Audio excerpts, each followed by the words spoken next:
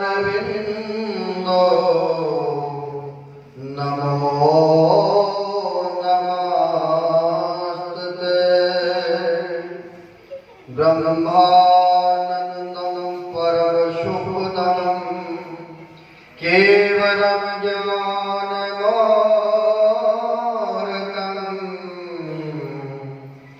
द्वन्द्वातीतं गगनसदृशं तत्तमस्यादि अक्षरम् एकं नित्यं विमलमचलं सर्वदी साक्षिभूतं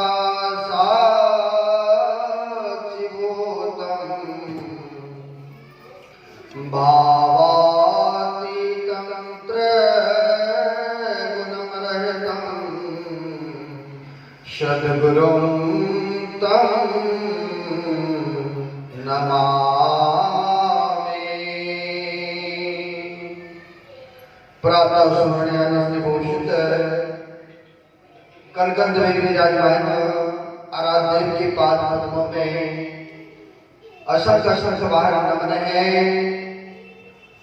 तीर्थों को भी पावन करने वाले मंचासीन पूज्य साधु चरण आए हुए सदगुरु महाराज की भक्तगण सबों को नमन है और साथ ही निवेदन है कि गुरुदेव भगवान का बुलंद स्वर में एक बार जय घोष कर ले, क्योंकि कहते हैं गुरुदेव का जय घोष करने से जितने देवी देवताएं हैं सबों का जय जयकार हो जाते हैं। 33 करोड़ देवी देवताएं हैं। आइए गुरुदेव भगवान का एक बार बुलंद स्वर में जय घोष कर ले। बोलिए प्रेम से श्री सद्गुरु महाराज की जय। बड़ी खुशी हर्ष की बात है जो सबने जोगलू बाबू के पुत्र का जन्म उत्सव के उपलक्ष्य में यह संत सत्संग का आयोजन और भंडारा का कार्यक्रम रखा है। गोस्वामी तुलसीदास जी महाराज लिखते हैं, सुत दारा और लक्ष्मी पापियों के घर होए, असंत समागम तुलसी दुर्लभ होए। गोस्वामी जी महाराज कहते हैं, सुत दारा और लक्ष्मी पापियों के घर होए। सुत दारा पुत्र पुत्री का कहते एक पापी व्यक्ति के घर में भी जन्म होते हैं। लक्ष्मी यानी धन रुपया कहते उनके घर में भी होते हैं, लेकिन जो व्यक्ति होते हैं सब यह सत्कर्म नहीं करते हैं जन्म उत्सव पर। आप देखे होंगे किसी बच्चे का जन्म होते हैं तो क्या करते हैं, डीजे लगाते हैं, बोतलें पीते हैं, ना जाने क्या क्या खाते हैं। लेकिन कहते हैं यह जो सत्कर्म हुआ है, इतने सारे आए हैं भक्त,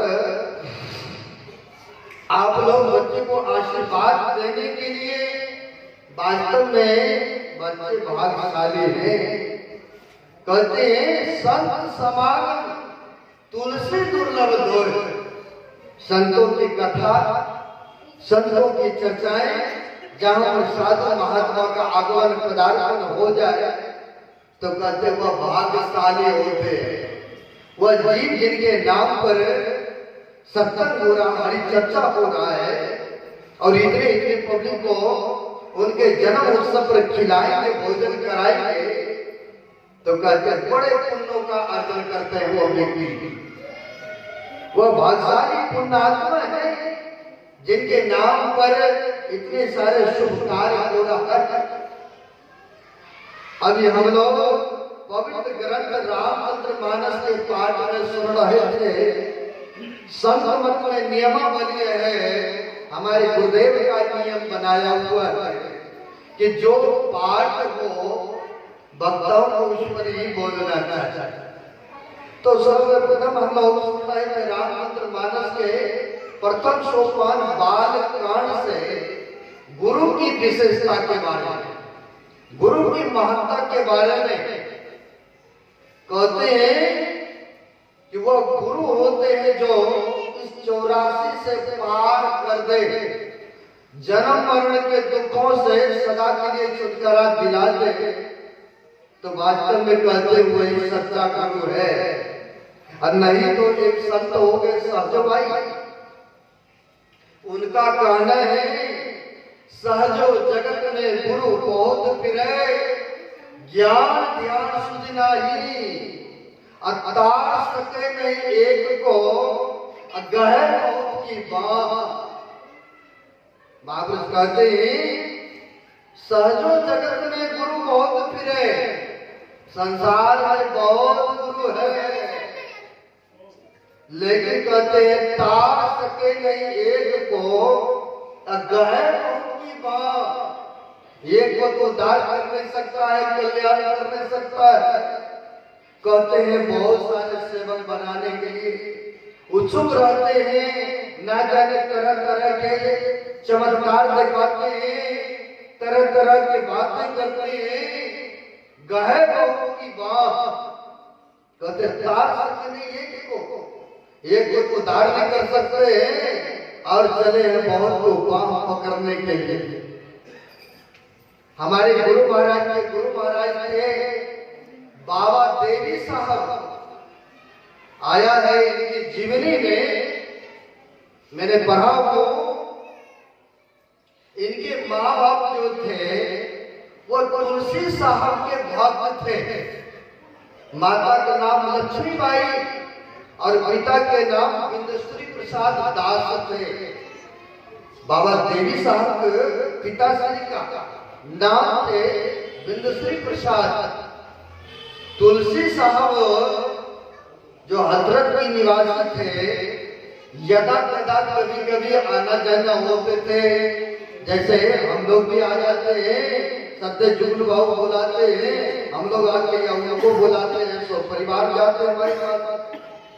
तो वैसे ही सत्संग के हेतु बुलाते रहे और सब आते रहे। वहां पर होता क्या था, बाबा देवी साहब जो पिता थे और माता पूजनीय लक्ष्मीबाई, क्या था कि जितने बच्चे जन्म लेते थे ना, टिकते नहीं थे। कोई 2 महीना, को 6 महीना, कोई पेट में ही समाप्त हो जाया करते थे। बड़ी दुख के बाद एक दिन की बात है, तुलसी साहब आए बाबा देवी साहब के घर पर, तो बड़ी दुखी हृदय से आकर के प्रार्थना करते हैं कि गुरुदेव आपका आराधना करता हूँ, पूजा पाठ करता हूँ, आपके अनुसार हम लोग चलता हूँ, लेकिन वंश को चलाने वाला कोई नहीं है। गुरुदेव कृपा करें, आप पहुंचे में संत है, फकीर है, और कहा भी है जो न करे लकीर असो करे फकीर। फकीर के पास में वह क्षमता होते, योग्यता होते हैं, तो संतों की मौज होते हैं। मौज में आकर के कहते हैं कोई बात नहीं है, चिंता मत करो, अब की बार जो जन्म लेंगे ना, वह जीवित रहेंगे और बड़ी तेजस्वी होंगे और संसार को ज्ञान बांटेंगे, बड़े ज्ञानी होंगे। बड़ी खुश हुआ सब परिवार। साधु महात्मा का आशीर्वाद मिला ना, जैसे यहाँ पर आशीर्वाद देने के लिए आए हैं, तो कहने का भाव हो, वहां पर बड़े खुश हुआ सब परिवार। समय पा करके तो वही बाबा देवी साहब जन्म लेते हैं, बड़े तेजस्वी, बड़े ओजस्वी। जब बड़े हुए तो शिक्षा के लिए भेजा गया स्कूल पढ़ने के लिए, पढ़ते रहे, ज्ञान बांटते रहे, सरकारी जॉब भी हो गए, जो भी हो गए, लेकिन माया के जाल में नहीं फंसे। ज्ञान ध्यान की बातों को प्रसार प्रसार में लग गए, क्योंकि पहले ही कहा था ना, जो जन्म लेंगे ना बड़े वो ज्ञानी होंगे, संसार को ज्ञान ध्यान की प्रेरणा करेंगे। वही देवी साहब का सत्संग चल रहा था एक नदी के किनारे। जैसे अगर आरती सत्संग होते हैं या जिलावासी होते हैं तो होता क्या है, तो गंगा जी के किनारे में आप लोग देखे होंगे, क्योंकि पब्लिक की अधिक वहां उपस्थिति हुआ करते हैं, तो खुले खुले जगह चाहिए, गंगा में स्नान करते हैं व्यक्ति। तो वहां पर सत्संग चल रहा था बाबा देवी साहब का। तो संजोग से कुछ गांव के एक व्यक्ति का शरीर छूटा, तो जलाने के लिए आगे कानवा स्मशान घाट जाते ही है। यहाँ पर तो कई सुविधा बना हुआ है, हमारे यूपी बिहार में या और जगह नदी के किनारे ले जाते हैं, गंगा जी ले जाते हैं। आप काशी चले जाइए, वहां पर मैंने देखा इतने सारे लोगों का भीड़ जलाने के लिए, मत पूछिए, मणिकर्ण घाट है, ताकि लोग जाते हैं वहां पर जलाएंगे तो उसकी स्वर्ग हो जाएंगे, मोक्ष मिलेगा, ऐसी भावना है, ऐसी श्रद्धा लोगों का। लेकिन वेद उपनिषद पढ़ेंगे तो ऐसा कुछ देखने को नहीं मिलता है। अकबर साहब ने कहा है, साधु भाई जीवन ही करो आशा, जीवन समझे, जीवन पूछे, जीवन मुक्ति निवासा, साधु भाई जीवन ही करो आशा। कहते जीते जी फंदन को काटो तभी तुम्हें मोक्ष मिलेगा, है तभी तुम बंधों से मुक्त हो सकते हो। लेकिन फिर भी श्रद्धा लोगों का होता है, भावना होते हैं, लोग बहुत जाया करते हैं। तो होता क्या है, बाबा देवी साहब का सत्संग चल रहा था, आगे जलाने के लिए पास में। तो बाबा देवी साहब ने अपने सेवक से कहा कि जाकर उन लोगों को बोल दो कि जब तक सत्संग चल रहा है तब तक यहाँ पर शोरगुल न करे, बाद में दाह संस्कार कर लेंगे। ऐसा कहा। सेवक जाकर के उन लोगों से मना करते हैं कि हमारे गुरुदेव का सत्संग हो रहा है, अभी आप लोग रुक जाइए, बाद में दाह संस्कार करिएगा जो करना होगा। कुछ तो व्यक्ति होते समझदार, कुछ हठीले प्रकृति का होते हैं। उन्हीं में से कुछ व्यक्ति हठीले थे, कहते साधु बाबा का जो काम है वो अपना कर रहा है, हम लोग तो अपना काम करने, हम लोग अपना काम करेंगे भाई, क्यों साधु बाबा का बात माने। ऐसा बोला। आकर के सेवक बाबा देवी साहब का आके कहते हैं, महाराज वो लोग मानने के लिए तैयार नहीं है।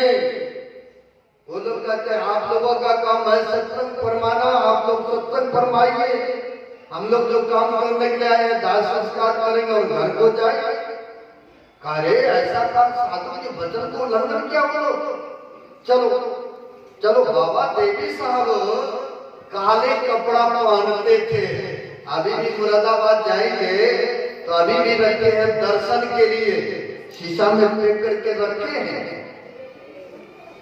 पूरे एक ही कपड़ा पहनते हैं जिसको हल्की बोलते हैं, गले से लेकर घुटना तक वह हल्की कपड़ा पहने हुए, काला पूरी इस तरह से ब्लैक रंग और पहन करके हाथ में डंडा लेते हुए आए कि ये लोग मेरी वचन का उल्लंघन किया। अब ऐसा कहा तो लोग चल दिया, साथ में बहुत सारे सेवक लोग जब आ रहे वो लोग देखते हैं, तब तक वहां चीता रचा करके तैयार, अब आग फूकेंगे तब फूकेंगे।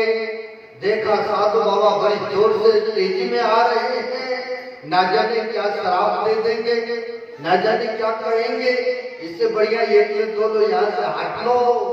जैसे आप लोगों को पता होगा, राजा सगर के पुत्र 60,000 कपल मुनि के वहां पर शराब से सभी जल जल के भस्म हो गए ना। आपको पता होगा कि आप मदद नहीं जाना चाहते हैं।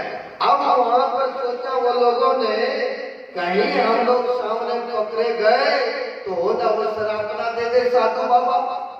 लो एक दो सब खिसक गए उस मुर्दे के पास से।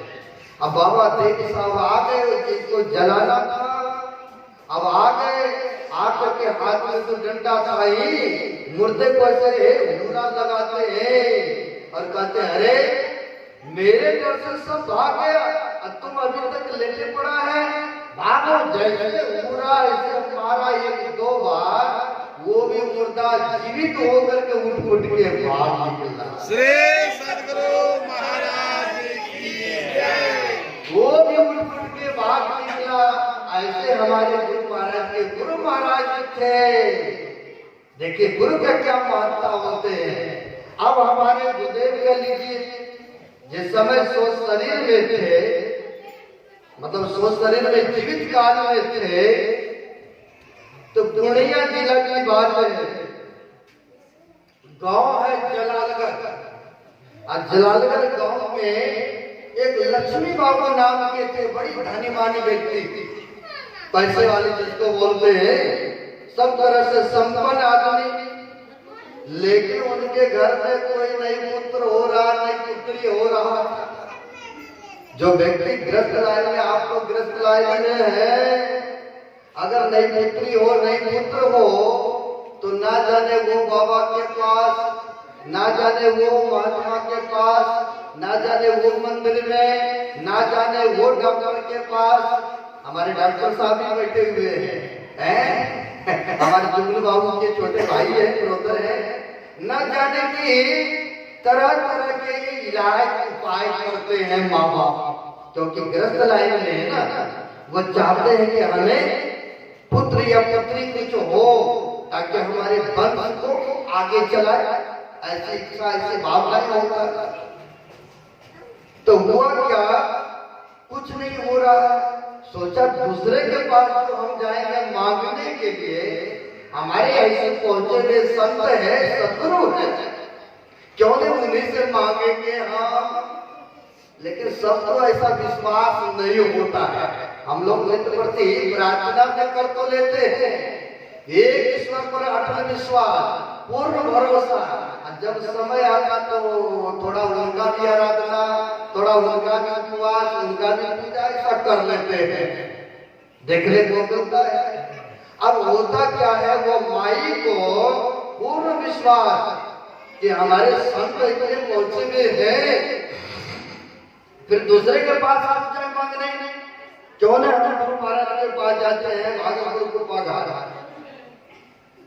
आ गए बूढ़ी माई, आ गए, गुरु महाराज को प्रणाम करती है, चरण में बैठ गई, अपनी दुखनामा सुनाने लग गई कि गुरुदेव आप ही का मैं पूजा पाठ करती हूँ, शाम सुबह सत्संग ध्यान भजन करती हूँ, आपका सेवक हूँ। लेकिन गुरुदेव सब कुछ से संपन्न है, लेकिन कोई पुत्र नहीं है, ना ही पुत्री है। आप कृपा करें, आप तो पहुंचे हुए संत हैं, आप जो कहेंगे, जो करेंगे वो होंगे। गुरुदेव संतों की मौज होते हैं ना, कहते हैं संतों की मौज होते हैं, जो बात दबाव से नहीं होती है। एक फकीर ने कहा है, जो बात दबाव से नहीं होती है, बात दुआ से होते हैं। अगर मिल जाए पूरे मुर्शद तो बात उस खुदा से होते हैं।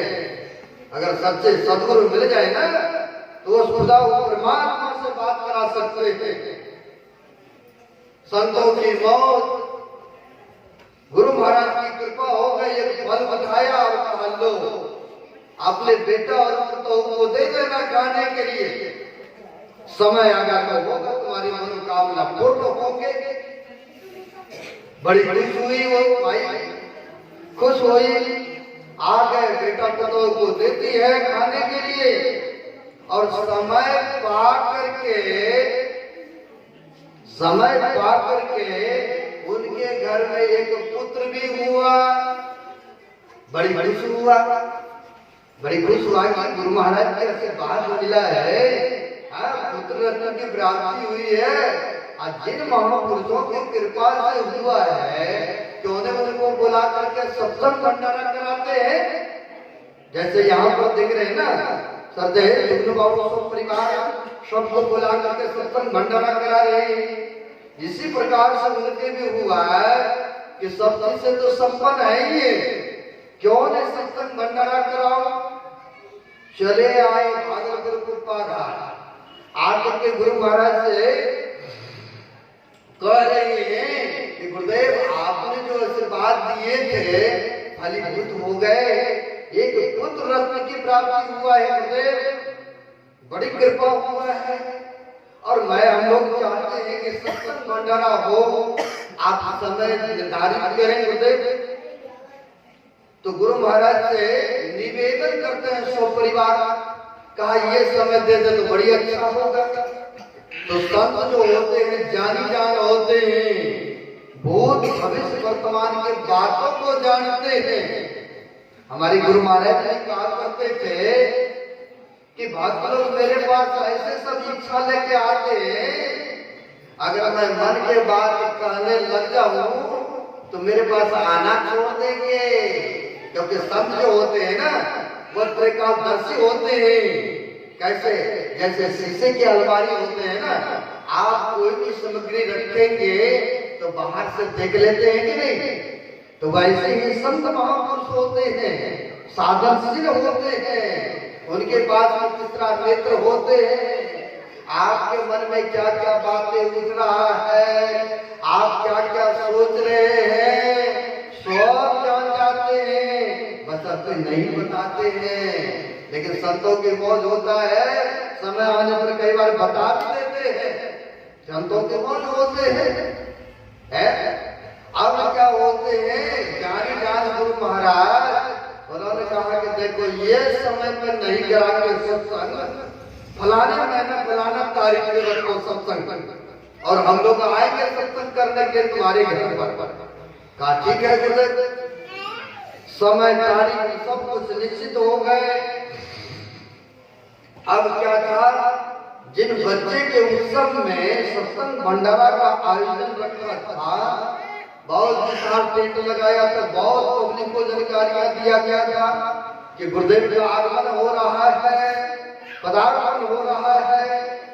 बहुत सारे भक्त लोग भी पधारे वहां पर। गुरु महाराज उस तिथि को, वो समय को उनके वहां आना था, सुबह में आना था, सुबह का सत्संग था, भंडारा था। अब होता क्या है, जिस बच्चे की खुशी में सत्संग और भंडारा का आयोजन रखा था, सुबह 4 बजे वो बच्चे का प्राणांत हो गया।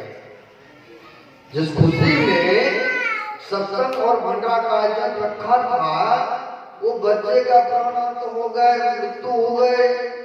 अब तो सभी रो रहा है, कपट रहा है, ये क्या हो गए।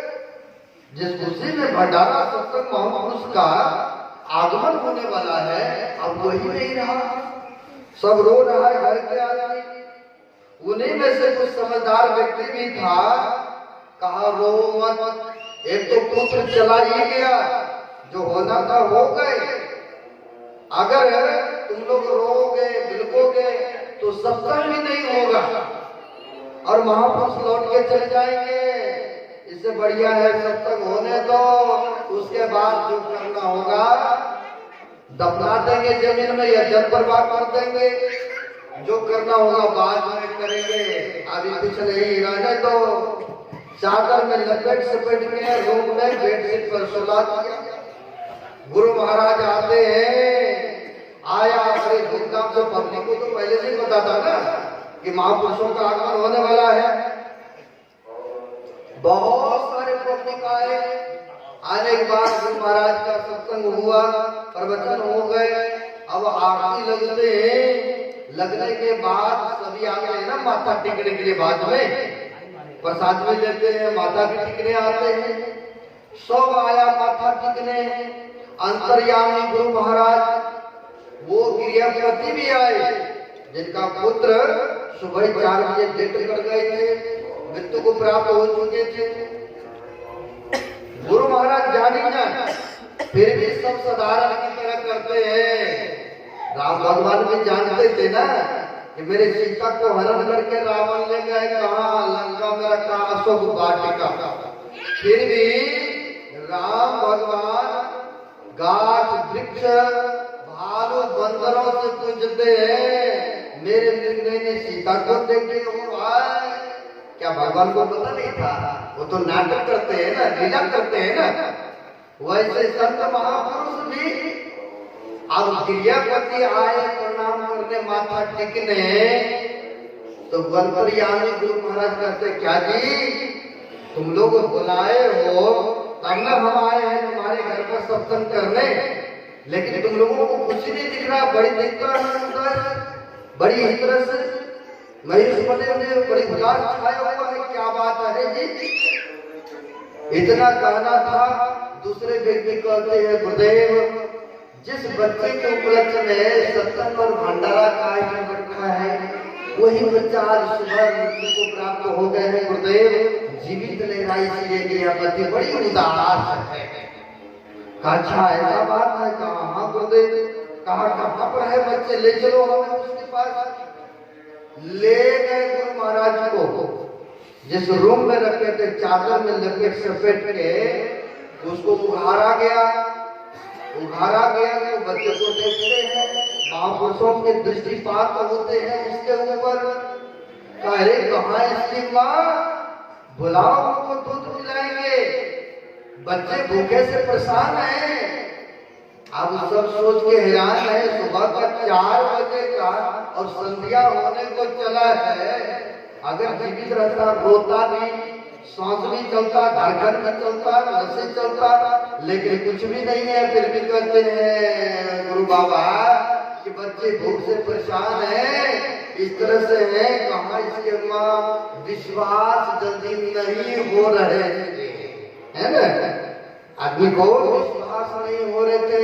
उसी में कुछ एक बुजुर्ग आदमी थे, समझदार व्यक्ति थे, कहा अरे कैसे करते हैं गुरु महाराज, वैसे करो ना।